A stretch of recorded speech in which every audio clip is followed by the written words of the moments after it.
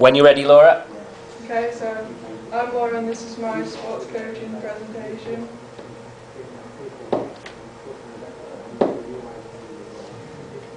The first learning objective was to demonstrate knowledge of determinants of an effective coach.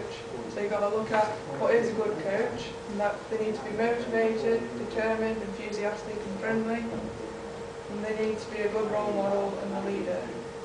You also need like a coaching philosophy, so they need to know what they're good at, so they can work to their strengths and weaknesses, base their session around them.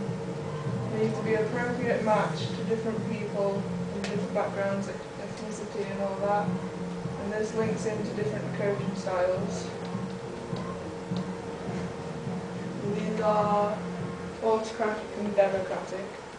Autocratic is when there's a leader and they need to, just one leader, and they tell everyone what they need to do. And democratic is more discussion based.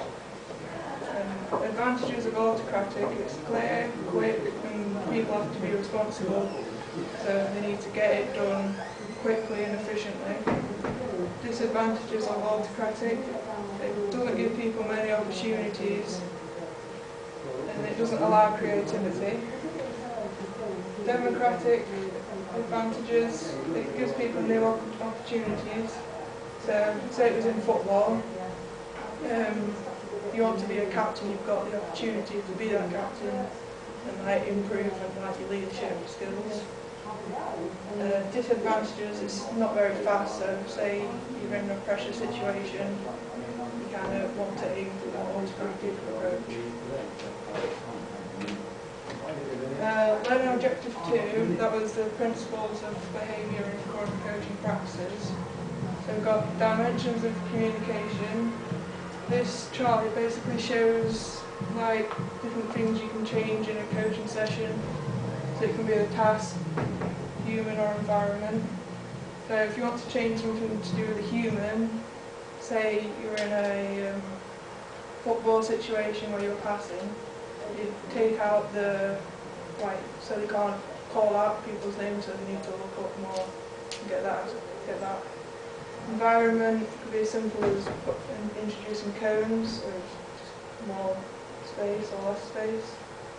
Task, just as simple as adding the time limit, so we need to get it done faster. And I did an evaluation of my own performance and coaching as well.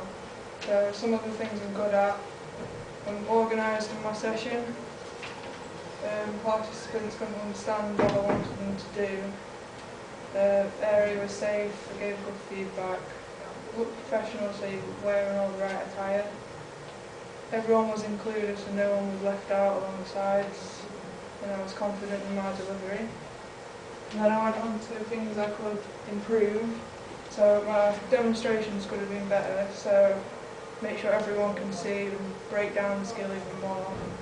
So say it was in tennis, I'd show them the grip and not just say it needs to be like that, I'd show them how to hold the racket. To diagnose key faults effectively, so say the session was going wrong or some people were misbehaving, I wasn't quick enough to act upon that, so this is something I could change. Session could have been more challenging, so say I was looking at it and it was too easy, I could have made it harder. So this would be going back to that chart before, so make it more time constraining or something. Communication with athletes, so you've got auditory, visual and kinesthetic. Auditory, this is where people learn best from listening to instructions. Visual is when the learner learns best from watching demonstrations, so they need to be very effective. Kinesthetic, that's when they learn best from getting involved and doing the practice. And you need to be very effective in communication, otherwise there'll be confusion and people will be doing different things and this won't be good for the session at all. And there's 6 steps of communication. I'm going to base it on performing the backhand in tennis. So can everyone see? So and make sure everyone was either stood or sat in the right place so they can see what I'm doing. You need to show the technique with no verbal guidance so they know what to expect at the end of it. You need to cue information, so probably give about 4 clear points. So you'd start with like how to hold it, so you want a two-handed grip, where to start the shot, so you say you want to start it over your shoulder, and then you need to say how you execute the shot, so you want to go smooth, and then where you want to end up, so you want to have a smooth follow through. Number 4 is like to do with language, so you need to be more encouraging with everything. 5 would be practice, so people just go off and you just go around and give guidance and feedback, say what they're doing good and bad. And when they come back, you give more information. So this could be how to progress it. So then you want to move on to the accuracy aspect.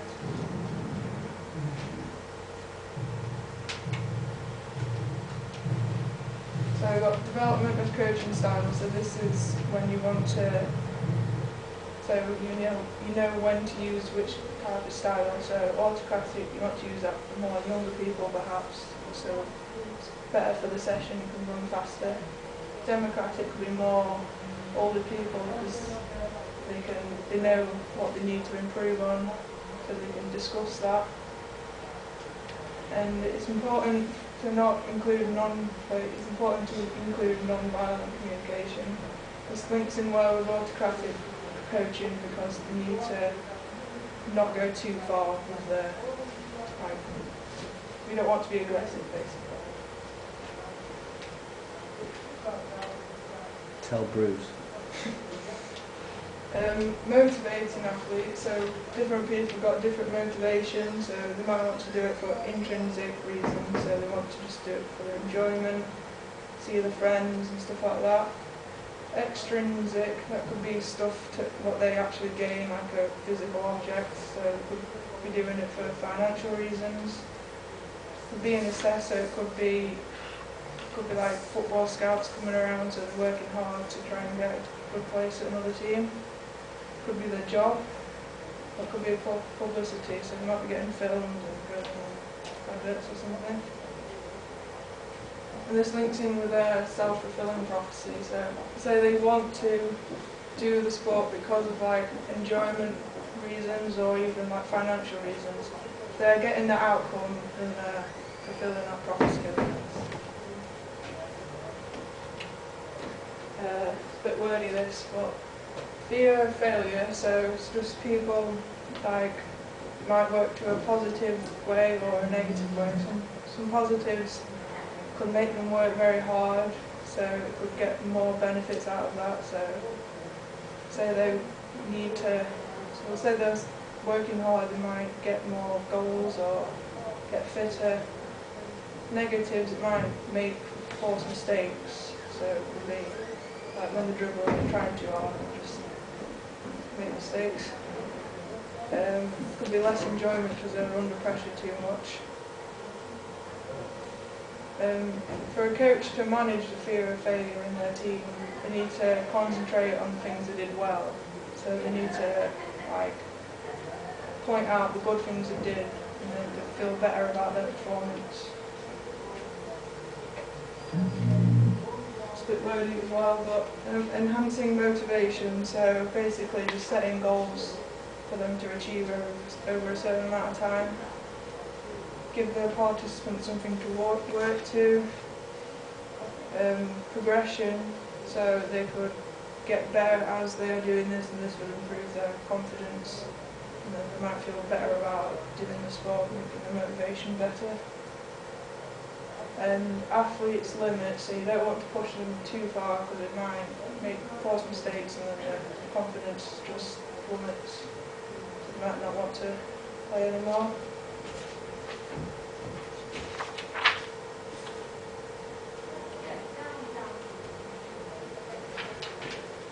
And then we go on to managing athletes' behaviour. So there's different types of discipline. first of all, I've looked into positive discipline, so this just looks at the good parts of their behaviour, and then you just want to focus on them rather than putting them down on the bad behaviour. So you just need to be strict and firm with them, give good praise, so then they feel like they've done good, so they might want to carry on pleasing their coach. Give them good incentive to behave appropriately, because say they're being told to do this in a certain way, they might feel like they're gaining more from it, and then that could also lead to them feeling more capable in their abilities. The next one's preventative discipline. So basically at the beginning of the session tell them what they need to do and what they don't want to expect out of them. So say there's like an area you don't want them to go into, you just say, cone it off and say don't go in there, and then hopefully they won't. You can set guidelines and rules, so basically as I just said, just say what you expect from them. Another thing is creating team culture. The team culture is basically the bond between the team. So, say in a football team, you want to know all the players so you can learn from their positives and negatives and all their strengths and weaknesses. And to improve it, you might just want to practice more or meeting up outside of training to talk about their performance and what they could improve. This would help because it gives more opportunity to get to know people. As I said, you learn their strengths and weaknesses and you get a better feel for their personality, so you get on with them better. And then discipline versus punishment. So in my opinion, discipline is better because it gives them more opportunities to so they know what they're expecting and it gives them a chance to correct their behaviour.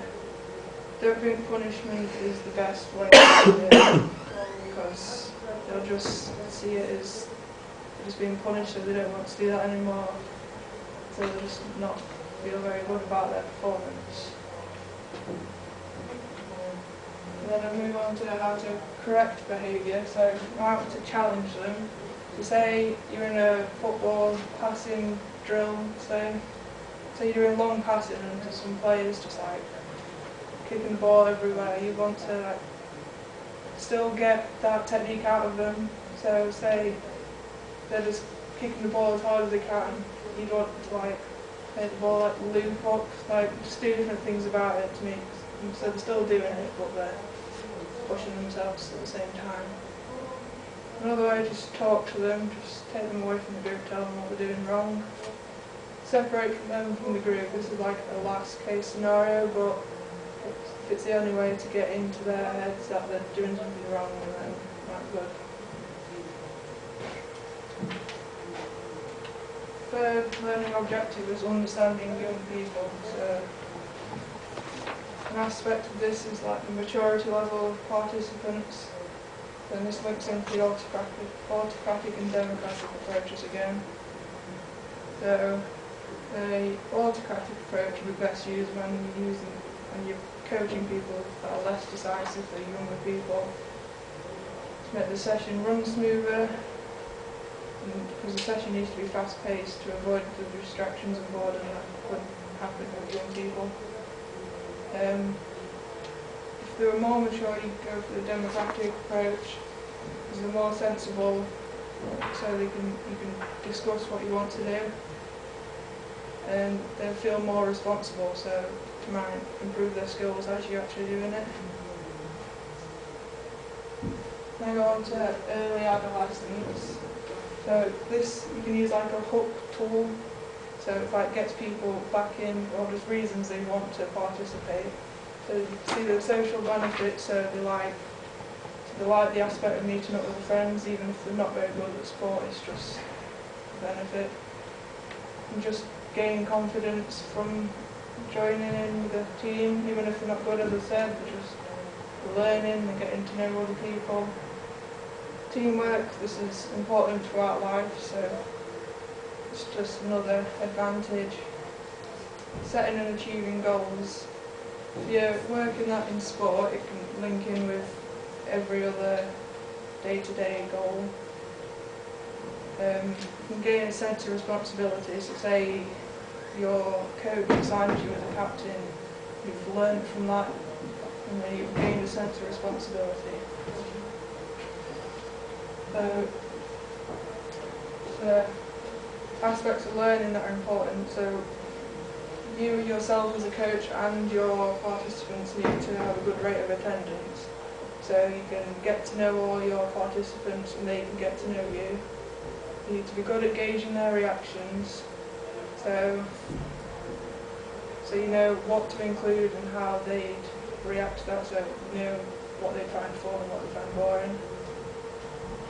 Being effective in a team, so you need to just make sure it links in with the attendance, so everyone needs to turn up so they can get the teamwork. You need to be responsible in different situations, so you might go to tournaments as a team, and then you might need to change your style as a coach, so you might need to be more autocratic because there's more things going on.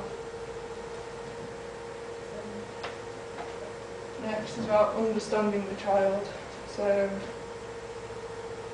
you need to keep the sessions fun, so you need to be all creative, you need to be confident, you need to know the limits so you don't push them too hard, you need to be motivational so they're having fun at all times, you need to have an understanding of their needs, so they are only turning up for like the fun aspect, so you need to make sure that, so you don't need to drill into them that different techniques are more important if they're so young. They're just there to have fun. Now on to cultural. Basically what it says on the tin, you just don't need to be racist, no homophobia, no judging different people or discriminating gender. This just makes everyone feel like we're not being judged at any time. Things to stop these from happening. You don't want to single anyone out. Realise the lasting effects it could have on a person. So say someone is racist towards someone, you might feel like they need to hide away from people. And as a coach, you need to be a good example to other participants so they learn from you that being all these things isn't good. And then I go into the gender aspect. So there's different physical and mental aspects, so males are stronger, females more flexible, mental, like males mature slower, female more emotional.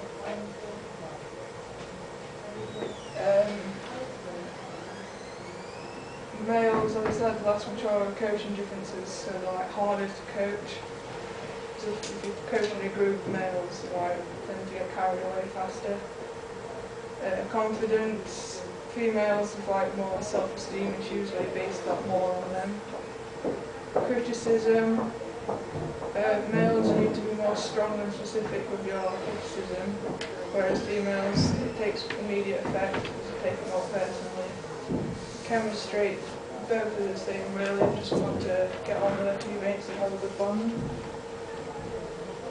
Last point is about specialisation in sport.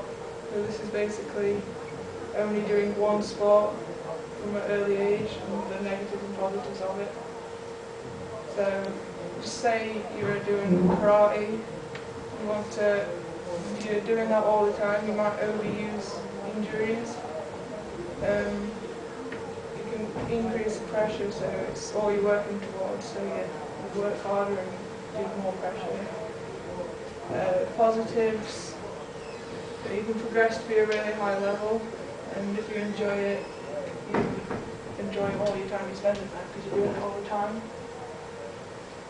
And having it at the right... And excellent, I'm going to have to stop you just there.